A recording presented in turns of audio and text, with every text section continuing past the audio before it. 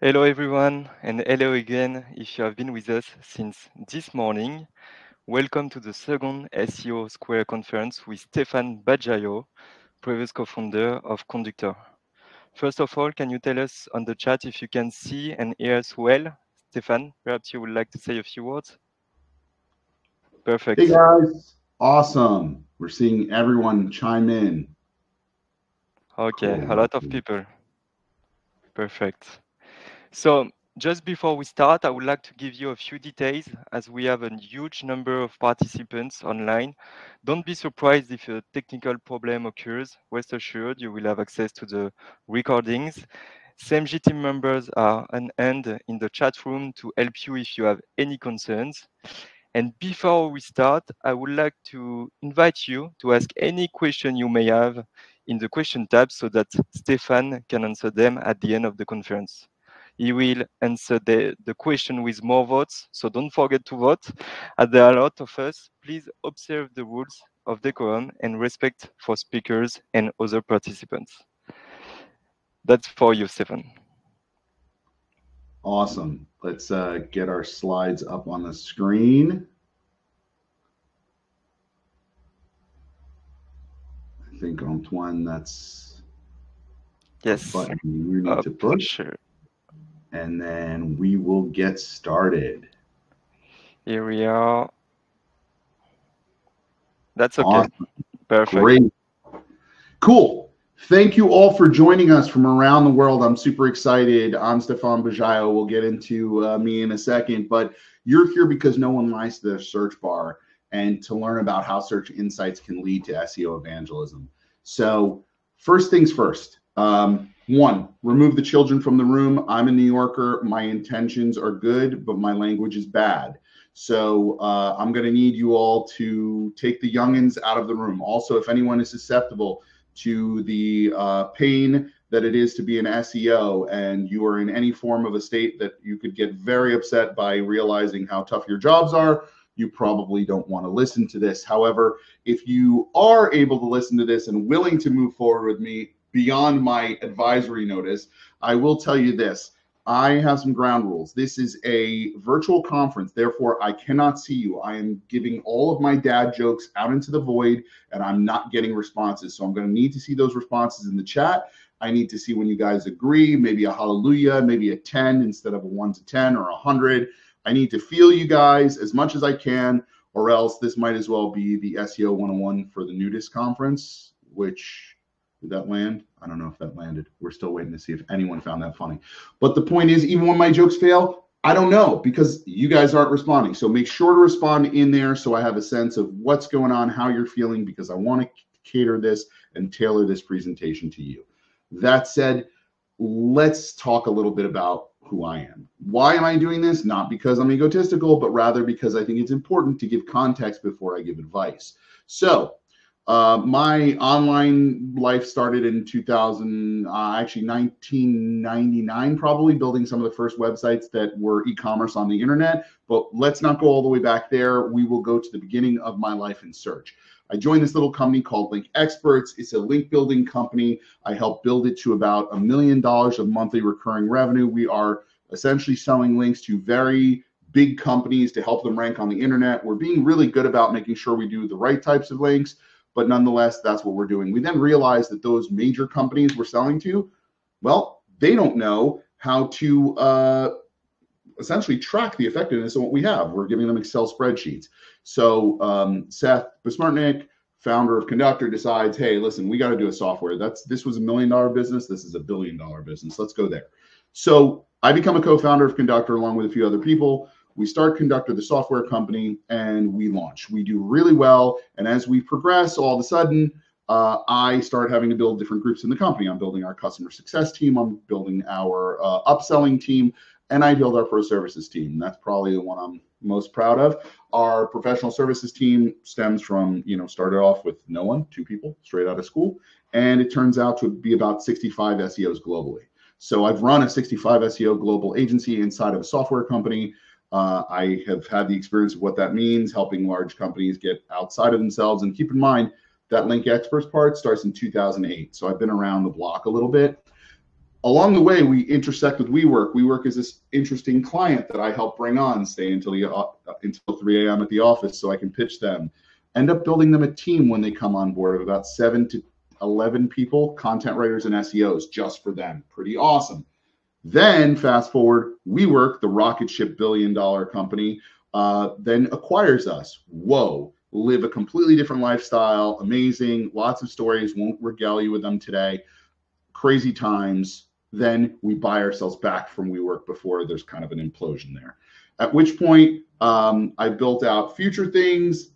We then end up getting a round of funding as the new company outside of WeWork, valued at about $500 million.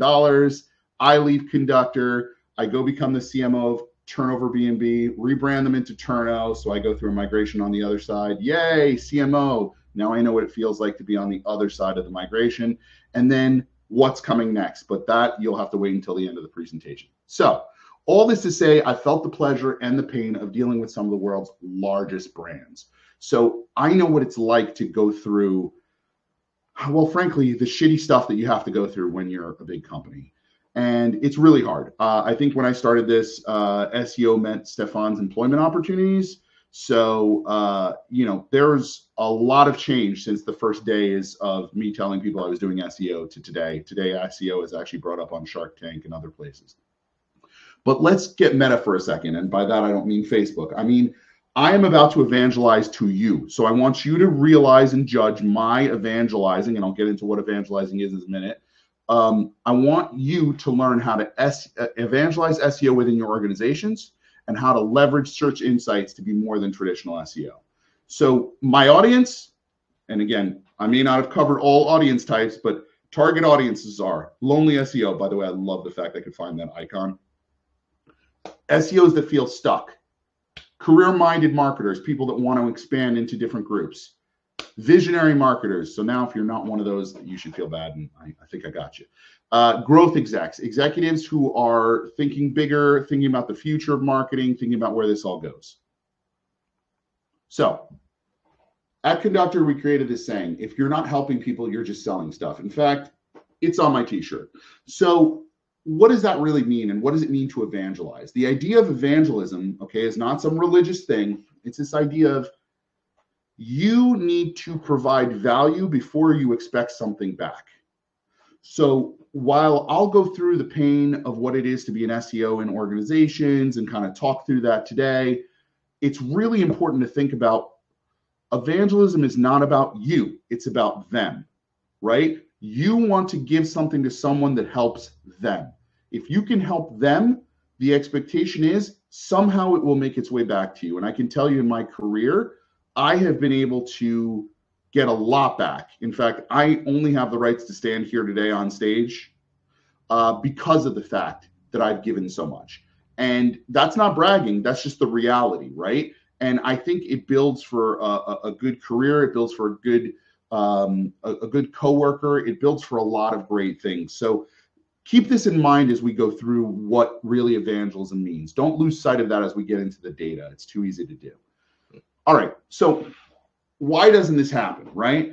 Because the shoemaker's children have no shoes. If you've ever heard of this term, it's like an old Italian saying, or at least I like to think it's an old Italian saying. The shoemaker has no shoes, right? Which is this idea, or the shoemaker's children has no shoes, which is this idea of like, we don't take care of those we love because we're so busy taking care of others and taking care of stuff. And by that, I mean, SEOs right now are worried about their target audience out there. They're worried about acquiring organic traffic. They're worried about all of this stuff that moves their metrics forward. But you're not being a marketer first. You're being an SEO first. You've forgotten the idea that to be an SEO is really to be a marketer. And it's not just to be a marketer to the external, it's to be a marketer in the internal. You are not able to accomplish a lot of things as an SEO in your organization because of dependencies if you cannot market to people internally. Therefore, we need to help people, right? Because that's what we said, we're going to evangelize. So this doesn't happen because SEO isn't in the room where decisions are getting made.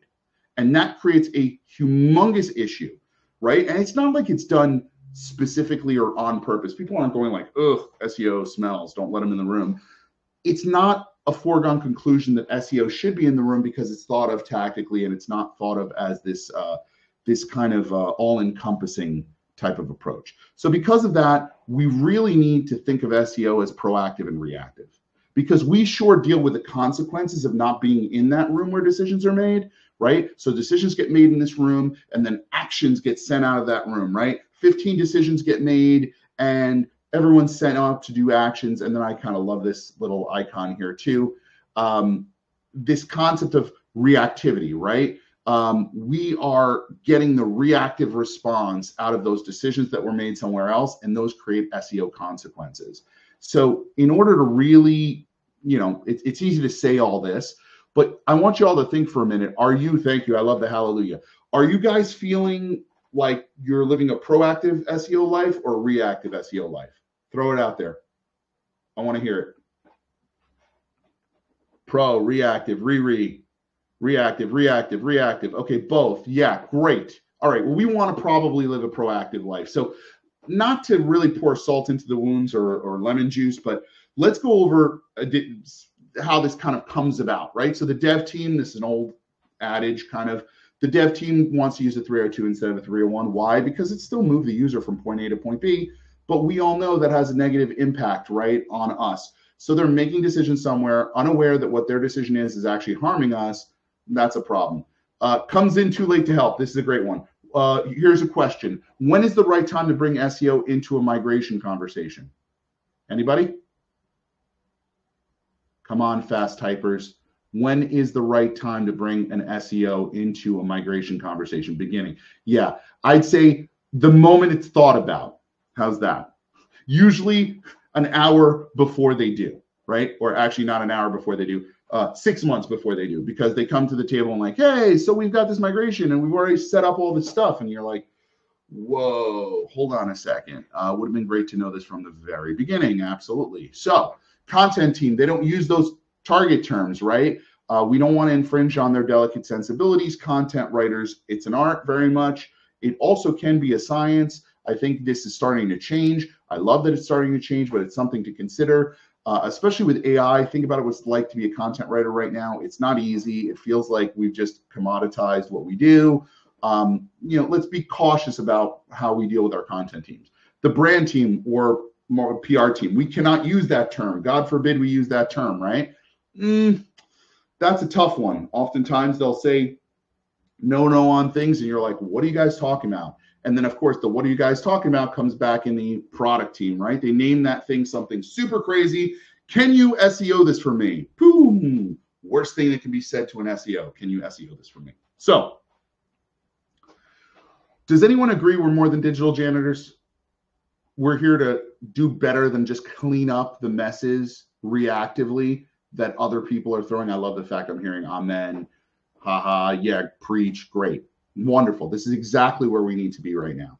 So why does this happen? Well, by the way, all of these, if you want, you can check it out on my own personal website, stephanbajaio.com. Each one of these is pretty much like an entire talk I've had, right? There's misalignment of goals. So we know our goals are misaligned, even within the marketing department, right? KPIs don't work together. They're conflicting. Someone's job is to get out as much content as possible. I'm going to them and asking them to re-optimize or optimize an old piece of content that doesn't help them move towards their goal. So there's this conflicting sense of what we're trying to accomplish. And that's an issue even within marketing, right? Forget the rest of the org. But then you also have an organization that's super siloed, right? Organizations by nature are kind of siloed. And so they have different management structures. They have different processes, different methodologies, which, by the way, special note, let's asterisk this in our notebooks because I know you guys are diligently taking notes right now. Put a big asterisk next to this one, put it in bold. Project managers. Project managers are the key. They are usually the ones who decide who's going to be in a meeting. So make sure to get in with the project manager. The project manager will, if they have any sense of what SEO is and how SEO can be used, getting them involved and understanding what you do, 100% important. they will bring you into a lot of meetings that frankly you won't even know are happening. So make sure they're aware if you're in one of those big orgs. Okay, now SEO is tactical, not strategic. People treat it as a small tactic inside of online marketing, inside of marketing, and it doesn't touch the rest of the org, which of course is interesting because the rest of the org creates content by virtue of need. HR, everyone else builds content, and yet somehow we find out about it once it hits publish, or worse, 6 weeks after it hits publish and someone wants to rank it. And then organizational maturity. I built an entire structure that allows you to understand essentially where you are on a scale of 1 to 5 in terms of the maturity of your organization across 8 different columns or pillars that ultimately make that up. So how do we change this conversation? Let's get into it. First of all, we need to talk exec rather than tech. So what does that mean? That means no longer are we going to be in a conference room with executives, CMOs, anyone else for that matter, unless you know your audience. We should not be using the word canonical. We should not be using the word rel lang. These are things that raise more wristwatches than eyebrows. We don't want to be doing that. What we should be doing is talking supply and demand. In fact, let's flip it on its head and call it demand and supply. So what does demand teach us? Demand teaches us actually a hell of a lot. Demand teaches us the keyword that people put into the search engine can teach us the intent behind what they're actually looking to accomplish, the specificity of the way in which they're looking to, what they're actually looking to find specifically, the language that they use, right, to find that, the frequency at which that language is used, and then the geography, both in the physical locations using MSV and so on and so forth, or even the geomodification of terms, right? And now there's a litany more things we can learn from demand, but I think it's very important to at least recognize those things, right? Now, this is incredibly important. I've said this forever. Nobody lies to their search bar. By the way, if there's anything you're gonna, go out there, tweet, put on LinkedIn, whatever, this is it. Nobody lies to their search bar. The search box is an engine of intention. You will tell the search engine things you would not tell your spouse, things you would not tell your mother, things you would not tell your therapist. This thing captures all of that. Now, for those who are laymen in this space, do not think that that means Stephan's queries are being looked at as Stephan. No, they're being anonymized and they're looked at in a much larger sense, but they are giving us direction, right? I think Aletis Solis put up today something about eyes hurt after looking at solar eclipse. And you can see the Google trend goes like, pew, up to the top. No one ever searched that before, but now all of a sudden it shoots up, right? One, because we're idiots and we don't listen to the news and we look at the sun without glasses, or the glasses we should. And two, because it's demand, right? And we need to understand that. So here's the thing about demand. We treat it kind of stupidly. And we've done that as SEOs for a really long time. Traditional SEO looks like this. It's you and them, and it's very, very egotistical. It's about how I rank and my competitor ranks and blah, blah, blah, blah, as if that is going to be the end all be all of organic visibility, right? So then we were like, hey, you know what? We've got them and we've got us. So let's add paid to the mix because, paid actually has budgets and they get headcount and they get everything we wish we had. And after all, it's keywords and it's the same search results. So why not, right? Flawed logic there is paid moves at a day trading rate and SEO moves at a 401k rate. So they're all stocks, they're all keywords, but the day you're not day trading, you're not making money. SEO is a compounding interest over time. It's hard to combine those two things. Not to say you can't, just to say like that was one way of looking at it. Search Insights, which is what I'm going to talk about today, is different. It's this idea of every aspect of the response that's given or the supply, the shelf in which the consumer is met is something. That something could be a publisher, it could be social, it could be a partner, it could be an affiliate, it could be a competitor, it could be a reseller, it could be so much, right? And the reality is we don't look at it just this way, we need to look at it this way. So we need to see the SERP as, if that's a single keyword that has a response, and funny, I don't even have search the SGE in here, but there'll be that as well in the mix. So we've got that, but now you multiply it times the number of words that make up a topic, right? And all of a sudden we're looking at a topic SERP. We're understanding what is the actual, who is answering, what type of content is spoken to this topic, right? Because the reality is to say someone's going to search one thing, one time, one way, see one set of results and be done, I don't think that's real. I think that's wishful thinking, right? So really, ultimately, when you think about search visibility, you need to think of it as topography, right? If your job is to plant flags to be seen, then you need to think about, well, is social an opportunity for me to do that? Is there a publisher opportunity for me to do that? Is there a partnership availability for me to do that? Where can I take this data? And by the way, it's not just as SEO, so you're going to see where the evangelism comes in. We need to think about how to build that into something bigger. So let's get after it. What we're going to do today is go into just some examples: social PR, display, video, partnerships, content, e-com, and biz dev. As you can see, there's not a lot of time to do it in. I've got about 20 minutes to kind of land all this, so hopefully it will. Let's go after it. So we're going to practice what we preach. We investigated 13,000 keywords plus that equaled about 9.7 million search volume for the term walking pads, right? So to give context, you are now the new SEO. Congratulations. This is now your role at StrideFlow Walking Pads, a fictitious company that, yes, I created specifically for this, which will show you how maniacally crazy I am about my decks. So we are going to go evangelize search because it's best to actually walk through something together rather than just give you guys theoretical stuff. We're going to put things in practice. So the first thing we're going to have to understand is what's a walking pad, what's a walking treadmill. Just so you guys have a sense, walking pads are essentially these walking pads, literally, that move up to about 4 miles an hour. They're not meant to be these running machines like a treadmill, right? You can walk on a treadmill, but a treadmill is much clunkier, bigger, larger, more industrial kind of thing. Walking treadmill, walking pad, kind of synonymous with one another, but you can see over time, take a look at this. Do you see the impact COVID obviously had on this product? A lot of the idea that we are at, this place where we need exercise. Hell, I don't know the last time I left this room. That's why I made it look like a Twitch, whatever, because I spend a lot of time in my office. So there's a need. And in fact, my thought was going to be to like walk on a treadmill this entire time. And then by the end, like point my camera down and be like, haha, guys, I've been walking the whole time. But no, I'm not that in shape. And frankly, I'm also not that focused.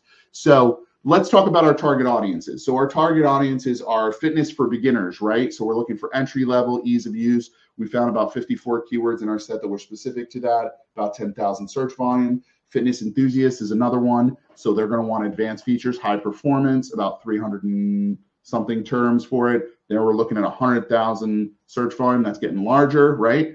Elderly users, while it's a small group, right? Remember, the small search volume does not mean you overlook it. Specificity can be found in lower search volume, and specificity tends to equal conversion. So keep that in mind. Safety features, delicate on the joints, gentle performance, right? And then busy professional, yeah, because I'm the busy professional. Multitasking, saving time, staying fit, quiet, right? Because you don't want to hear me walking on it during our meetings. Not to say I have to hide it, but just to say, there's a lot of search volume obviously around that too, right? So where do they use it? They use it as a home gym. So they want it in their home, especially if you have an apartment. You don't have like a gym where you get to have this nice luxury house that gets an entire room just to be a gym. Home workouts, right? This idea of I am at home, I need to get my workout in. I don't like going to the gym and whatever, plenty of reasons for that. Office use, and then you'll notice workstation. Workstation was a set of keywords we recognized might actually mean corporate setting. So just being aware and breaking that out was kind of a smart way of thinking through, this process, right? And then why do they use it? So they use it for cardio, they use it for weight loss, they use it specifically to get rid of belly fat. So this is interesting, right? Rehab was another one, and then work fitness, like we got into there before. So this idea of like, look at all the demand we're starting to understand right now just by looking at our keyword sets to get to this stuff. So all of this is stuff you all can do today. There's no reason you can't do this. You probably do this to certain degrees. I think you should go further than the set of keywords that are traditional to your business and start thinking about, what is being produced by the publishers, what is being produced by the partners, what is being produced, and taking a look at those keywords and understanding and making your keyword set much larger, not because you're planning on ranking for all of it, but because you need to understand this theoretically, right? So the players, it's important to know who they are. Nordic Track is really the #1 player in the space. You then have And now keep in mind, that's not the Joe Schmo weirdo brands you'll find on Amazon. I kind of didn't count them into this thing. So of the named ones, this is kind of the breakdown of what you can expect. Okay, Peloton, not really known for walking pads. Bowflex, Soul, and Proform. So let's target our first team. And this is going to be a soft target. Not really. This is not going to land huge. This is meant to be just an introductory. I want to ease you guys into this concept, right? So who owns page one clicks? These are the resellers. Basically, what this is telling me is that if I'm not reselling on Amazon, oof, tough, right? It's also telling me that Walmart might be where I want to make sure my stuff is, right? I'll give you a quick story about this. I had a customer that was one of the biggest barbecue manufacturers in the world. And he told me one day that his CEO decided they would no longer be carried in Home Depot. And I said, okay, fair. But then I went and looked up what the barbecue page on Home Depot was doing, what their specific brand page on Home Depot was doing in terms of estimated volume and the keywords it was ranking for and all that. I brought it back to him and I said, hey, you know what? I don't know if your CEO made this decision with this in mind. And I'm sure there's 1,000 factors that came into his mind as to why he did what he did. But you may want to bring this information to him, just not as a naysay of what he's decided, but just to say, hey, I want to make sure you have this data at your disposal. If the shoe fits, wear it, cool. If not, throw it away. And the point is, what we do as a business needs to take into account how our resellers perform and how other entities perform. Their performance, by the way, if you saw a huge dip in Walmart under walking pads, well, then that might make you think differently as to whether or not Walmart's going to continue to have an online share of walking pads. Also, if you go further down in the percentages, you're going to find some interesting players that maybe the reseller team has never heard of. So we may want to bring those to bear as well.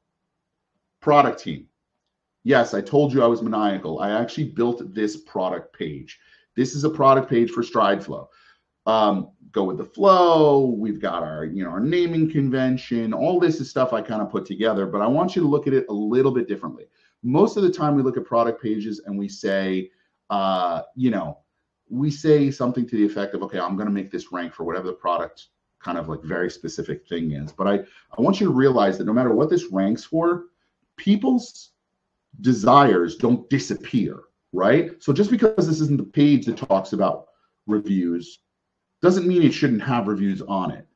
Just because this is the page that isn't showing up for cost doesn't mean obviously the cost shouldn't be there. And by the way, we realized that people asking for treadmills under 500 was a very big deal. So bringing that to our product team and saying, hey, for pricing and packaging, you may be aware of this, but I just want to make sure you are. There's the price break that most people type into Google is $500 or less. They're looking up terms that have to do with walking treadmills or treadmills in general under 500. So there's an entire kind of design you could do there. Speed, that's a factor, right? Capacity. Okay, I can't tell you enough how much capacity is, and we'll get into that in a minute. By the way, at the top, I skipped over this. The idea of the naming convention, right? Can I convince them not just to call it the Stride F2, but rather the Stride F2 foldable mini walking treadmill? Why? Because I got foldable in there, I got mini in there, and I got treadmill in there. So you know what? That's not just useful for online. That's useful for when you're walking into Walmart and you see one of these things and you realize that a walking pad is actually a treadmill. I was able to get treadmill in the term. Mini, foldable. I've given you the aspects of what you'd be looking for in it. And then again, those key features, right? Foldable, remote, app, workout, quiet. All these things are important to users. Don't forget to put them on there. And by the way, I kind of screwed up because I think capacity is super important. And actually, a lot of people are looking to lose weight, right? We agreed to that previously. Now, if you're looking to lose weight and you're looking to use one of these products, but the capacity isn't enough for the weight you're at, or you're almost at that weight, so you're scared that if you gain weight, both in muscle rather than in fat, you are not going to be able to use your product anymore, that's a problem. So the ability, and it's funny, as I went through looking up my own, this was you can look back through my LinkedIn post, you'll see this entire diatribe I put online, which kind of was the impetus for this. The idea that, hey, you know what, if I can't find something that can support me, not that I'm that heavy, but that's an issue, right? Or the width of the running width of the pad. I want to know, if I step to the right or the left, I'm not going to fall off this thing. All this to say, when we looked at a competitor walking pad, They have a page devoted to 300-pound capacity. In fact, when we looked up all the terms that had to do with that, which were 55 terms for a 3.4 thousand search volume, right, of capacity of 300 or more, what you'll notice here is Walking Pad gets 8.9% of that share of page one. However, I don't know if this is meant to be an aspirational photo or not. This doesn't really speak to the guy that's 300 or the woman that's 300 pounds. I'm sorry. Like, maybe you don't want to see that, but at the same time, the realism of the situation you're in, to see this doesn't really make me think that this is the treadmill for me, especially if you said this has a capacity of 300 pounds, right? So food for thought there. Now, let's get to our social team. Anyone know about this little thing between Reddit and Google? So I'm bringing this up because it's super important, right? This is obviously Google and Reddit, so it's a little meta Reddit talking about the Reddit announcement. Essentially, Google and Reddit are not merging, but rather making this partnership where I actually think, to be honest, that if you look at Reddit's traffic over the past 2 years or more organically estimated, it has doubled in traffic organically. And that also makes them very beholden, by the way, to Google. Google also has started to feel the pinch of Reddit because Reddit has become this search engine in and of itself, and people argue that if Reddit engineers could actually build a search engine themselves, they might really take a chunk out of Google. So this is kind of a defense, offense kind of model where they're like, hey, let me take Gemini, our AI model, Google, and we'll take Reddit's info and we'll help build that, like user-generated answers. So I think this is going to end up being like search generative experience, basically the SGE that you see at the top. I think a lot of that's going to come from Reddit. I think a lot of that dangerously may be opinion. I think there's going to be some interesting things, but in the meantime, I think we need to look at it. So best under desk, right? Who decides what the best under desk? 31,000 searches, 53 terms. Ooh, it didn't actually show up. That box did not show where it's supposed to show. So don't worry about it. Take my word for it. Reddit is the issue here. Actually, there it is, 15.68. So it's just the box is in the wrong spot. Anyway, things happen. New deck, who dis? Does anyone smell an opportunity? This is the page that actually shows up. Best under desk treadmill, 2023, 2024. I think that's a little lazy. Really, we're going to do 2 years with one. But what this does show is that we have the ability to advertise here. So is anyone paying attention to this? There's a standing desk community, an entire community of standing desks. What's a great accessory to standing desks? Walking treadmills. So 11,000 people that are members who probably should know about our product. Let's bring that to the table. You think this is an opportunity? How about now? This page actually gets 11,500 organic traffic per month. It has a cost of about 6.7 thousand to acquire. Here are the keywords that it ranks in the top 3 for. Many others also that go much further down, but I thought I'd just give you an example of that, right? So are we looking at things this way? Are we recognizing that like what the social person goes and answers those questions, gets involved in the conversations, looks at those questions, thinks about how to produce content based on the questions being answered, or the concerns being displayed, or the considerations people are doing? There is an entire search engine, I just told you, in Reddit, and that search engine is ranking in that other search engine, Google, and it's getting lots of organic traffic. And by the way, those page 1 rankings seem to be increasing. So are we taking that into account? We should. Now let's get to video and content. So YouTube matters, and it matters a lot in this space. In fact, across all the keywords we looked at, YouTube was 8.2% of page 1, right?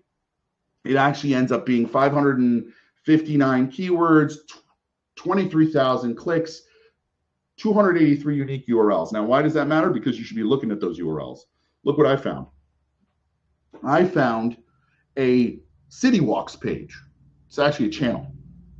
And this channel actually was showing up in our set to the tune of 2.6 thousand searches, 2,600, I should say, searches. But look at what's more important than actually its rank organically.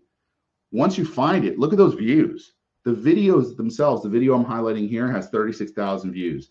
This channel has 51,000 subscriptions. Do you know what's even more interesting? This thing is actually a channel of virtual walks through cities for people on treadmills. And you know what's even crazier? No one is sponsoring it.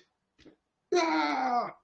So this is a strategy right here. Like, we need to go back to the social team and hand this to them. They should come at us open arms and happy because we're giving them solutions, right? I'm not adding to their to-do list.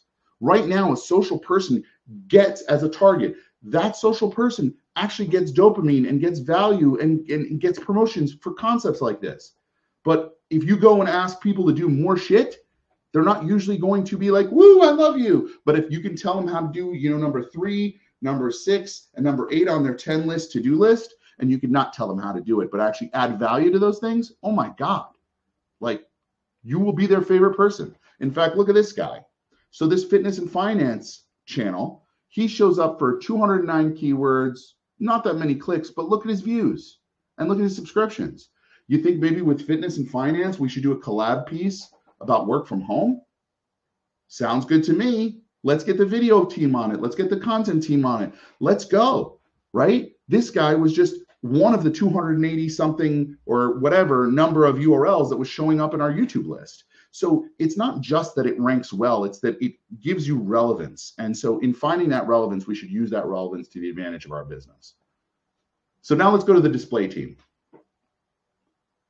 What if we do display differently? So right now, this page gets about 3,500 search traffic. It's got about 1,700 keywords it ranks for. It would be about $3,100 to get that traffic and paid. And obviously, I'm not in the market for an F-150, so it's kind of silly. But, Macy's is somewhere I've shopped, so, it's showing up. I get it. I'm being retargeted. That's fine. But this page is really about walking for weight loss, right? And we can see how that would be relevant to our company, a walking pad company. In fact, I've already told you that weight loss and belly fat are things that people look up. So what if we changed it? What if the display spoke to the audience of search? We know this page ranks for walking for weight loss. Does weight loss help you lose weight? All this type of stuff. So what if we could actually answer these questions? Not directly, but obviously we're not a weight loss solution. I don't think we're allowed to market ourselves as one, or we want to be careful about that. But you start walking, we'll keep you going.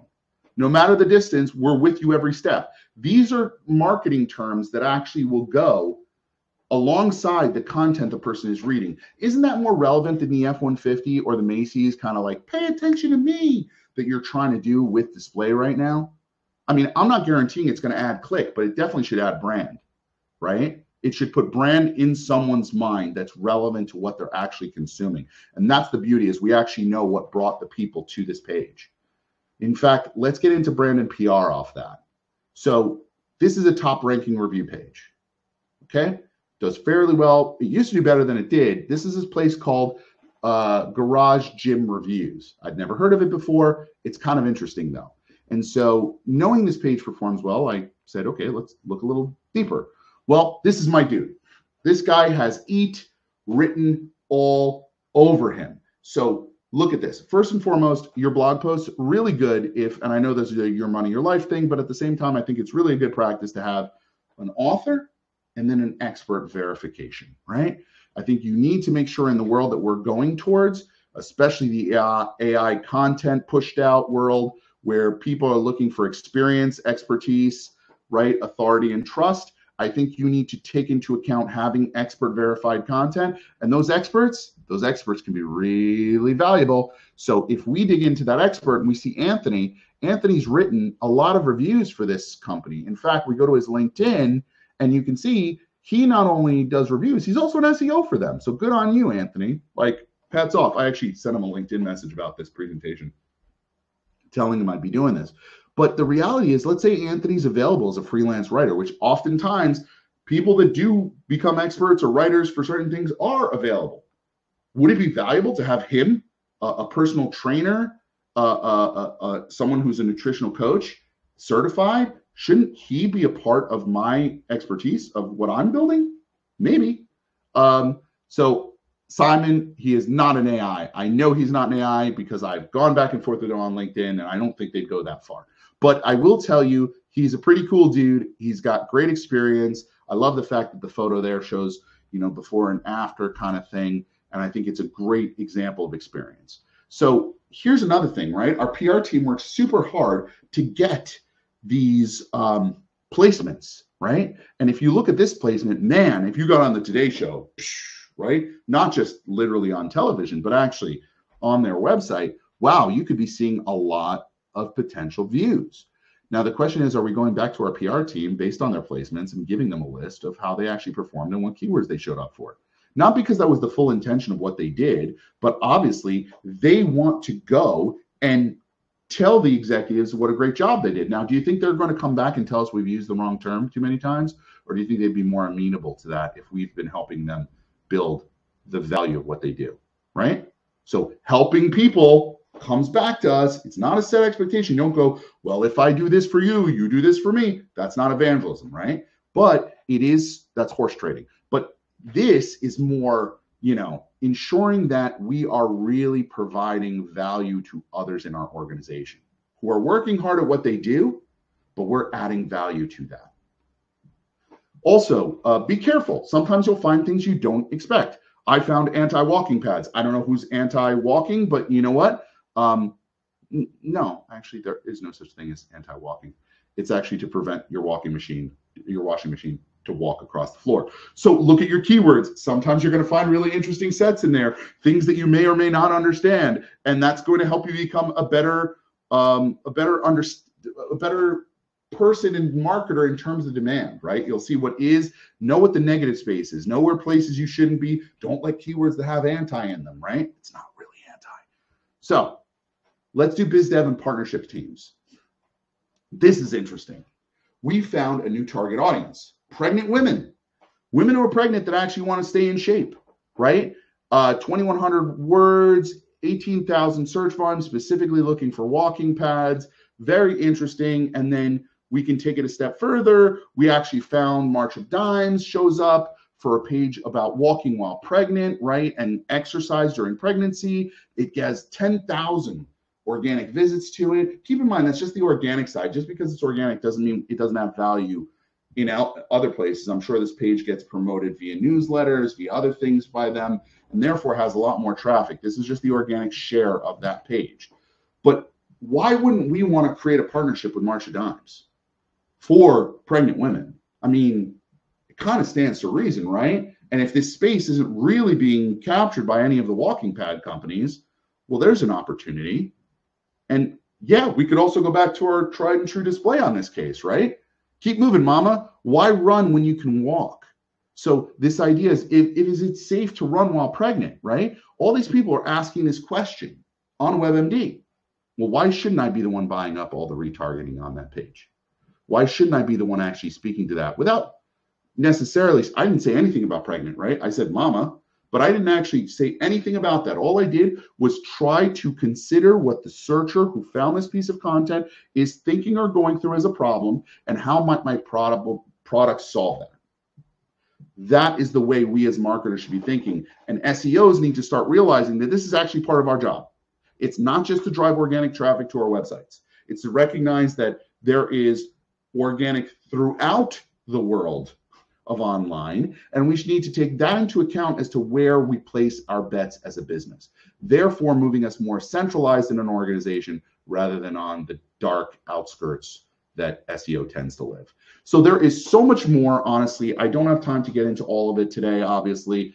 These are all just examples of places I've been able to influence and impact different teams, whether it's investor relations, legal, customer service, and M&A, you name it. I've been there. I've made cases. We've even, I remember, I think in HR, we ended up with job placements and job boards, saving $500,000 for a company in where they place their jobs based on, you know, search demand and search insights. So there's a lot of cool things you can do with this. Obviously, we won't get into any more of that today. So really, this is about search insights, a human connection. So what's next? Vibe Logic. Trevor Stolber and I have put together a digital agency. This is my big news, that will be focused on search intelligence and a better understanding of what it means to be organic, search visibility, and all of that. We're super excited to do that. By all means, I hope you all will support us in this process. That doesn't mean just become clients. It means, you know, consume our stuff, give us thoughts, give us feelings. We want to be an agency of the people and really build something awesome. So we are super excited about that. Thank you all. And if there are time for questions, I think there might be. Let's go. Thank you so much, Stephan, for this conference and your energy.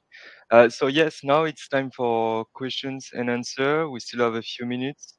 If Stephan doesn't answer your question, you can contact him on LinkedIn.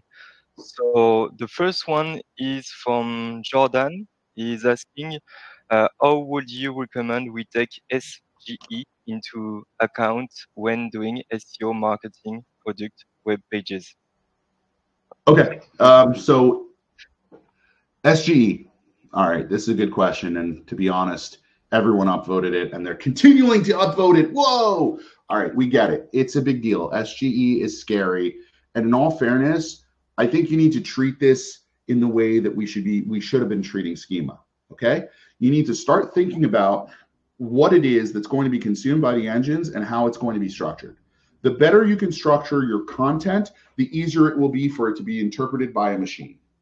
Right? So I think being systematic in that way and ensuring you're thinking through what are the elements. I'll give you a prime example. I think Will Reynolds and I were talking about this the other day.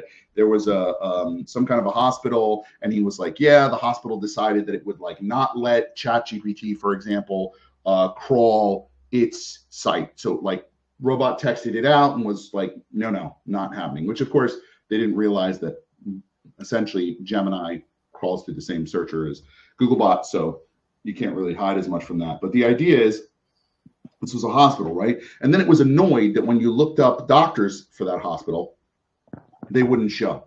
What I think we're going to start realizing is there's a in front of the wall and a behind the wall.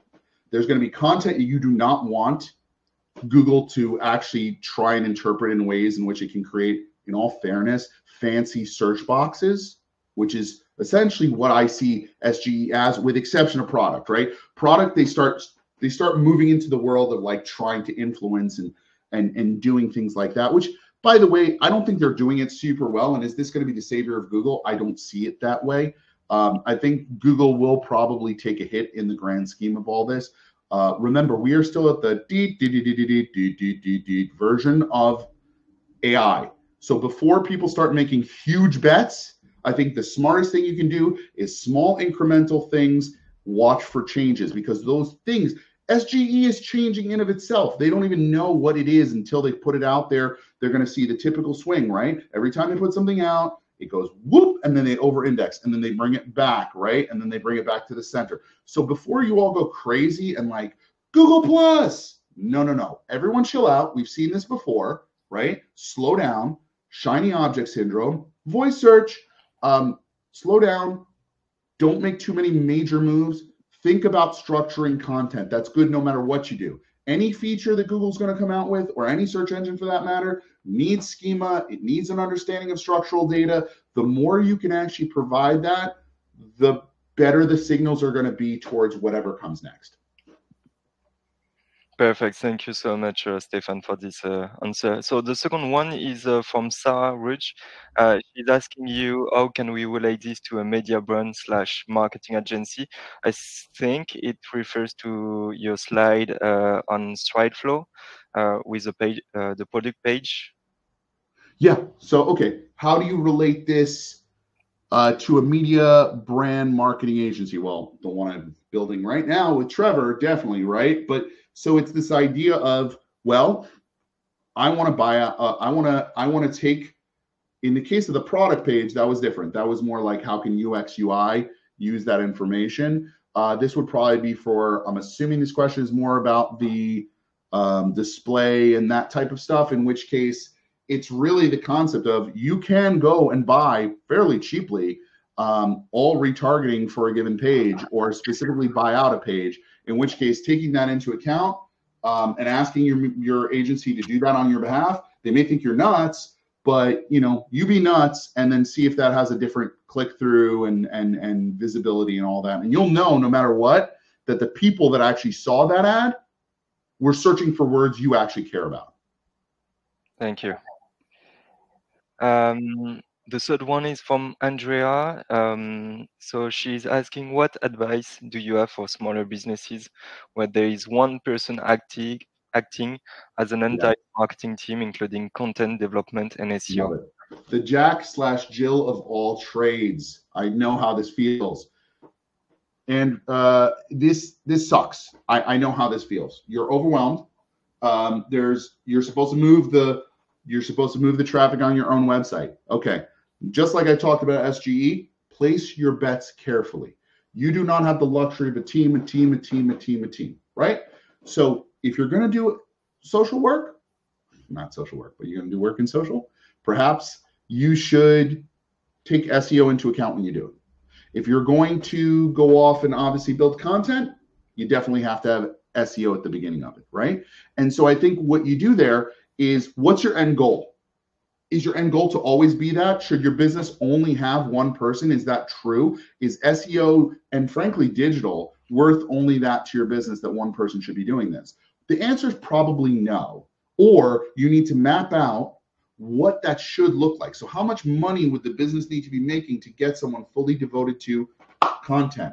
What would I need to do to prove that business case? Then you need to get your boss engaged in that conversation and say, okay, if we're able to accomplish this, this, and this, and we recognize the opportunity as that, can we move in that direction? Because this business, not you, remember, this isn't about getting work off your plate. If it's looked as that, that's very self-serving, right? We're evangelizing, we're trying to help. I want the business to be more successful. In order for the business to be more successful, and me, for example, to be able to help run the department, or to be able to do more, to be able to focus more on the great stuff I do, I see the path forward, and this is what I see. No one's going to blame you for actually trying to move their business forward.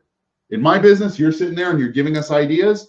I may not agree with you, but I sure as hell am going to be happy I have someone thinking about it. So be that person. Super interesting. Thank you. So now from Marianne, what is the anatomy of helpful content? Here is the question, you can see. What is the anatomy of helpful content? That's a good one. Okay. I'm going to say that the extra E in eat is making a huge difference. That concept of experience. Now, I haven't figured out exactly how that's going to play. Like, how do you prove what's the language that proves I actually did that, right? I've been through it. Is it the fact that you have to be a certified professional trainer and certified nutritionist that actually warrants the fact that the content that you produced was truly helpful, it was experiential, it actually added value? I don't know, but I will say that, like, I have to believe, and I'm not an expert in this, and I'll leave this to Lily Ray and my friends over there who are far more into that concept of eat, but I will say that I believe that content does need to be more human-centric in understanding the problems and not just trying to answer the algorithms. And I know that sounds like a cheap out, but it's true, right? I think people make decisions with their hearts and their minds, and I think we also need to recognize that helpful content can't just live on our own website, right? If it's just us trying to rank and being that one answer within the experience of someone engaging our brand, our website is only one aspect of someone's engagement with our brand. We need to see helpful content as something that, like, we sponsor, we become partners with, we advertise on, you're not going to be the one who answers everyone's questions. So everyone needs to stop thinking about that and think that, like, what happens the day I rank #1 for all my terms? See ya. No, that's never going to happen, right? So the reality is, we as SEOs and moreover marketers need to recognize what a landscape looks like, how that needs to be taken into account to our overall marketing. And someone said it better, we should crown SEO. It is the true center of digital marketing. It is not the ranking of your own website. That is not the crown jewel of digital marketing. The crown jewel of digital marketing is having access to the world's psyche through the form of a search box and the ability to know what they see through the form of search results. That's super clear. Thank you. Next, we have Brittany. What advice will you give to an SEO analyst working at a marketing agency trying to build an SEO department? Okay, that's a great one. I'd say pick your battles. Don't try to be everything to everyone. If you all of a sudden are going to say, I'm going to do SEO audits and super technical. If that's what you guys are good at, do that. Slowly work your way into other forms, right? We started with keyword discovery. I had 2 people who started a process. We built a process. The keyword discovery team became 7 people. We had 7 people doing keyword discovery. We built automated systems to help us do it better, more efficiently, so on and so forth. And as we did that, we recognized we were awesome at that. Then we needed people that were amazing at audits and technical side. So we went off and hired some amazing people that could do that. And we made sure the people we brought in, by the way, when you make an investment and you're small, bring people on that can hit the ground running. If you bring on, I know the tendency is to go cheaper and someone I can train up. We trained up tons of people through. Those 65 people were not just people we went out and found. We grew them in Conductor. But Zach Kadish was grown through our process. He's on here. And I love seeing him speak on Search Engine Journal and at conferences. And it's amazing. Like, Zach was junior when he came on board, right? Now he's a conductor doing all this amazing stuff. Like, the point is, you don't just take the youngins, so to speak, and rear them. That's part of your process, and you build that into a process of growing your team, so you're not always going to the outside. But you do make sure that for key roles where you don't have the experience internally, you hire the right person that knows how to do the job and can come in on day one, even if it's their process, implement it and start moving.